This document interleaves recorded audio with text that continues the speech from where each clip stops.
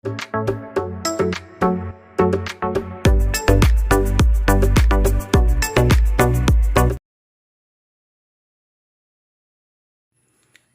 ഏവർക്കും study Nifty മലയാളത്തിന്റെ daily market ന്യൂസിലേക്ക് സ്വാഗതം. ഇന്ന് ഏപ്രിൽ 15 തിങ്കളാഴ്ചയാണ്. ഇന്ത്യൻ വിപണി തുടർച്ചയായിട്ടുള്ള രണ്ടാമത്തെ ആഴ്ചയും നേട്ടത്തിലാണ് ക്ലോസ് ചെയ്യുന്നത്. ഇതോടെ 3 മാസത്തെ ഉയർന്ന നിലയിലായിട്ടാണ് നിഫ്റ്റി ട്രേഡ് ചെയ്യുന്നത്. ഇന്നത്തെ പ്രധാനപ്പെട്ട കുറച്ച് വാർത്തകളിലേക്കാണ്. നാറ്റോ രാജ്യങ്ങൾ ചൈനയ്ക്ക് 50 മുതൽ 100% വരെ തീരുവ ചുമത്തണമെന്ന് US പ്രസിഡന്റ് ഡൊണാൾഡ് ട്രംപ് ആവശ്യപ്പെട്ടു. ഗ്ലോബലിയുള്ള പ്രധാനപ്പെട്ട ഒരു വാർത്ത അതാണ്. മറ്റു വാർത്തകൾ നോക്കുകയാണെങ്കിൽ ലിസ്റ്റ് ചെയ്ത കമ്പനികളുടെ 785 ഓഡിറ്റ് സ്ഥാപനങ്ങൾ 2024 സാമ്പത്തിക വർഷത്തിൽ നിയമപരമായ റിട്ടേൺ സമർപ്പിക്കുന്നതിൽ പരാജയപ്പെട്ടു എന്നൊരു വാർത്ത വരുന്നു. അടുത്തതായി ഫ്ലിപ്കാർട്ട് ഇന്ത്യയെ സംബന്ധിച്ച് ഒരു മുഖ്യമായിട്ടുള്ള വാർത്ത വരുന്നത് 2025 സാമ്പത്തിക വർഷത്തിൽ അറ്റ നഷ്ടം 24% വർദ്ധിച്ച് 5189 കോടിയിലെത്തി. മൊത്തം ചെലവ് 17% വർദ്ധിച്ച് 88,121 കോടി രൂപയുമായി. അടുത്തതായി US വിപണിയിലേക്ക്.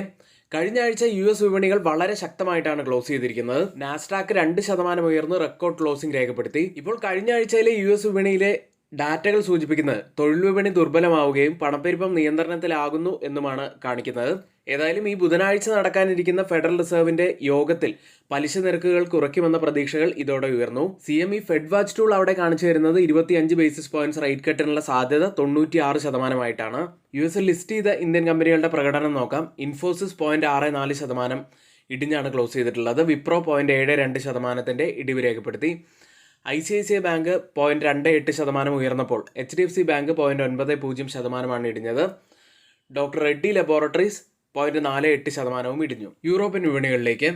യൂറോപ്യൻ വിപണികൾ ഏറെക്കുറെ ഫ്ലാറ്റ് ആയിട്ടാണ് ക്ലോസ് ചെയ്തിട്ടുള്ളത്. വ്യാഴാഴ്ചയാണ് യൂറോപ്യൻ സെൻട്രൽ ബാങ്കിന്റെ കീ ഇൻട്രസ്റ്റ് റേറ്റ് ഡിസിഷൻ പുറത്തു വരുന്നത്. നിരക്കുകളിൽ മാറ്റം വരുത്തിയില്ല. മറ്റ് അസറ്റ് ക്ലാസുകൾ നോക്കാം. ക്രിപ്റ്റോ കറൻസിയിൽ ബിറ്റ്കോയിൻ $114,000 ട്രേഡ് ചെയ്യുന്നത്. സ്പോട്ട് ഗോൾഡ് കഴിഞ്ഞ ദിവസം 0.4% ഉയർന്നാണ് ക്ലോസ് ചെയ്തിട്ടുള്ളത്. കേരളത്തിലെ ഗോൾഡ് പ്രൈസ് പവന് 81,520 രൂപയാണ്. ഓയിൽ പ്രൈസുകളിലേക്ക്.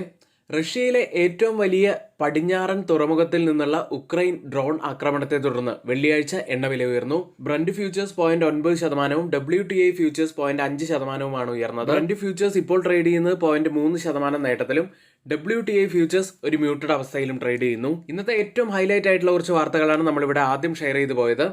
ഇനി മറ്റുള്ള വാർത്തകൾ നമുക്കൊന്ന് നോക്കാം. അതിനു മുന്നേ ആയി ആർക്കെങ്കിലും നമ്മുടെ പെയ്ഡ് എഡ്യൂക്കേഷൻ ടെലിഗ്രാം ചാനലിൽ അതും വെറും 55% ഡിസ്കൗണ്ടോട് കൂടി 1,299 രൂപയ്ക്ക് ജോയിൻ ചെയ്യാൻ താല്പര്യമുണ്ടെങ്കിൽ ഇപ്പോൾ തന്നെ വാട്സപ്പ് നമ്പർ തൊട്ടുമുകളിൽ നമ്മൾ നൽകിയിട്ടുണ്ട്. ആ നമ്പറിൽ മെസ്സേജ് അയച്ച് നിങ്ങൾക്ക് ജോയിൻ ചെയ്യാവുന്നതാണ്. എല്ലാവരും പെട്ടെന്ന് തന്നെ ജോയിൻ ചെയ്യാൻ ശ്രമിക്കുക.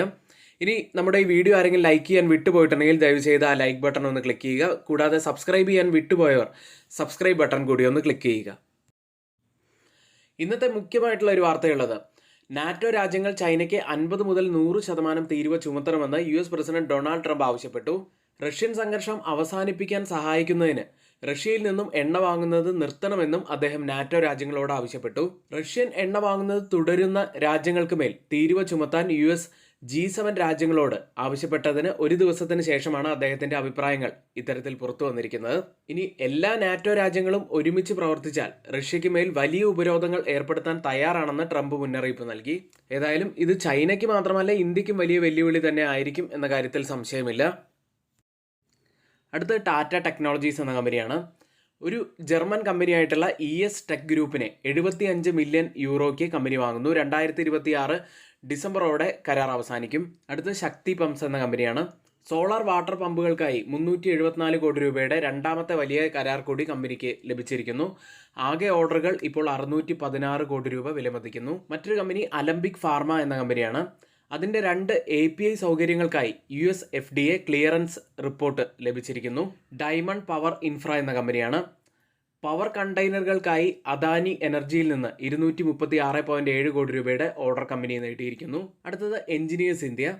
ആഫ്രിക്കയിൽ ഒരു വളം പ്ലാന്റ് നിർമ്മിക്കാൻ സഹായിക്കുന്നതിന് 618 കോടി രൂപയുടെ കരാർ കമ്പനി നേടി. അടുത്തത് റെയിൽടെൽ എന്ന കമ്പനി. ബീഹാറിലെ വിദ്യാഭ്യാസ ഗുണനിലവാര പദ്ധതിക്കായി 209.8 കോടി രൂപയുടെ ഓർഡർ കമ്പനി നേടി. അടുത്ത് അദാനി പവറാണ്. ഒരു പുതിയ പ്ലാന്റിൽ നിന്ന് ബീഹാറിലേക്ക് 2400 മെഗാവാട്ട് വൈദ്യുതി വിതരണം ചെയ്യുന്നതിനുള്ള കരാറിൽ കമ്പനി ഒപ്പുവെച്ചു.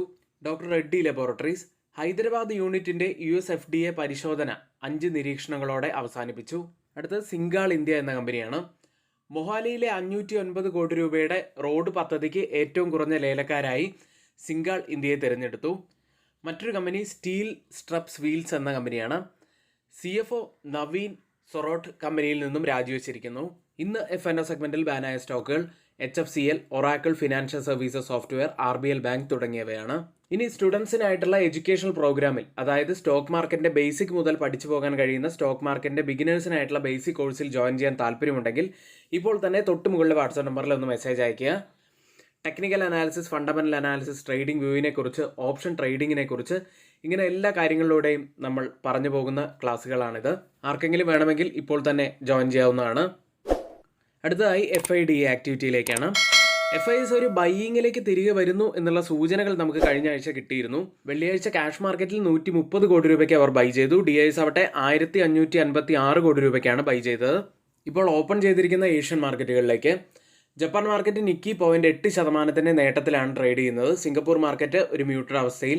ഹോങ്കോങ് മാർക്കറ്റ് ഇപ്പോൾ ഓപ്പൺ ചെയ്തിരിക്കുന്നത് മ്യൂട്ടഡ് അവസ്ഥയിലാണ്. തായ്വാൻ മാർക്കറ്റ് 0.12% ഇടിവിൽ ട്രേഡ് ചെയ്യുന്നു.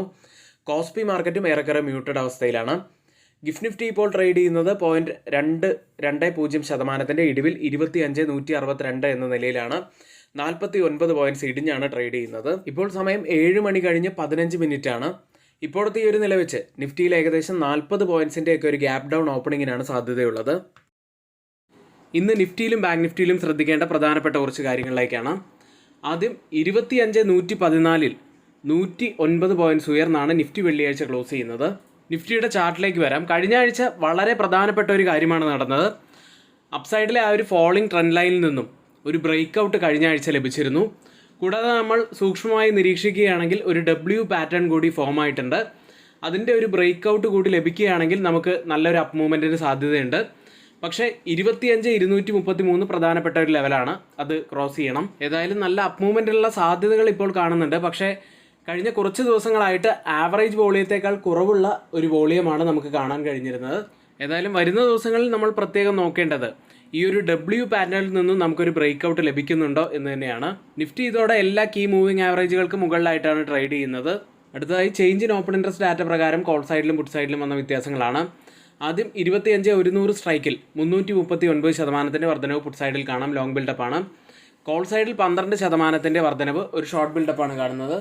25,050 സ്ട്രൈക്കിൽ 154% വർധനവ് പുട്ട് സൈഡിൽ കാണാം. Long build-up.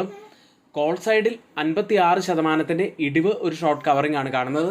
25,150 സ്ട്രൈക്കിൽ 529% വർധനവ് പുട്ട് സൈഡിൽ ലോങ് ബിൽഡപ്പ് തന്നെയാണ്. കോൾ സൈഡിൽ 64% വർധനവ്, ഒരു ഷോർട്ട് ബിൽഡപ്പാണ് കാണുന്നത്.